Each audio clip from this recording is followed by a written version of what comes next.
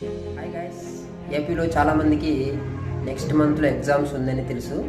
ఎగ్జామ్స్కి ముందు చాలామంది అప్లై చేసి ఉంటారు. ఎలా అంటే వాళ్ళ అడ్రస్, వాళ్ళ డేట్ ఆఫ్ బర్త్, వాళ్ళ పేరు, వాళ్ళ పేరెంట్స్ పేరు అన్నీ కరెక్ట్గా ఉందో లేదో చెక్ చేసుకోండి. ఎందుకంటే ఇప్పుడు మీరు కరెక్ట్ చేయకపోతే నెక్స్ట్ మీరు చేయలేరు.